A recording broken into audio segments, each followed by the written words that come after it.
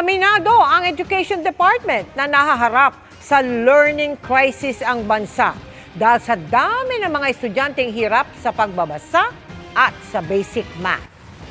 Tutok na pagturo sa kanila ang isang solusyon pero may iba pa raw dapat tugunan tulad ng gutom. Nakatutok si Maki Pulido. Ha?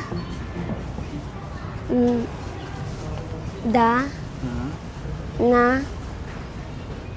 Ang? Ba? Ko? Anong sinasabi ng binasa mo? Yung bag. Yung bag ay Hinahanap po. hinahanap pa yung bag. Apo. Nasa upuan lang. Ha? Nasa upuan lang. Nasa upuan lang yung bag.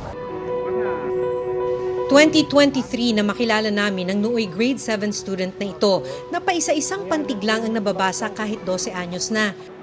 Pandemic lockdowns ang nasisi dahil matagal na di nagklase ang marami at nang magbalik klase hindi naman face-to-face.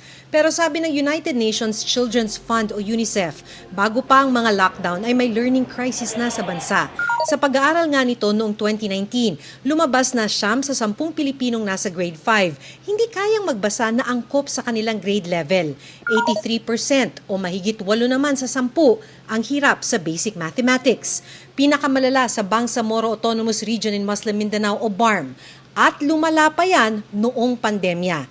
Hindi na yan itinatanggi ng Department of Education. Ay 100% nag-worsen kasi may mga bata na hindi pa marunong magbasa, nasa bahay lang sila, hindi nila kasama yung teacher. So, paano sila matututo magbasa? Kaya nga anya nagsagawa ng Comprehensive Rapid Literacy Assessment noong school year 2024 to 2025 para ma-assess ng mga guro ang mga estudyante mula grade 1 to 3. Lumabas dito na halos 60,000 nasa grade 3 ang hirap magbasa ng English. Pero matapos silang isa-ilalim sa Summer Literacy Remediation Program ng DepEd, bumaba ang bilang sa 1,616 na lang. Dito sa Esteban Abada Elementary School sa Quezon City, 38 estudyante ang nakitaan ng kahinaan sa pagbasa. Tinutukan sila ng mga guro sa after-school tutorial kaya't napababa ang bilang sa 2 na lang. Ang talagang nakatulong doon, yung 1 hour na si teacher talaga nakatutok lang doon sa mga may pangangailangan.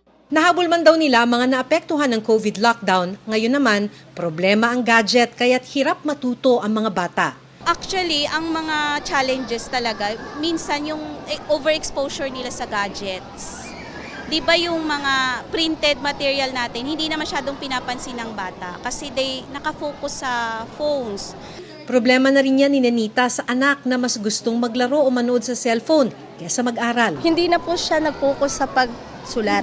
Problema talaga ang cellphone. Tinututok talaga, nandun po talaga ako sa tabi niya, ma'am, kasi para hindi siya tatakbo, magsi-cellphone. Pero higit pa dyan ay ang problema sa gutom. Sa tansya ng World Food Program, 1.7 milyon na kabataan ang malnourished, kaya hirap matuto at mag-aral. Para tugunan ito, sabi ng DOH, popondohan nila ang feeding program sa elementarya. At school age, kinder pa lang, umpisahan na yung feeding at ginawa namin yung pera doon, ibinuho sa lahat ng young kids. Para at least they have 1 meal a day na good in the school. Para sa GMA Integrated News, Maki Pulido, nakatutok, 24 oras.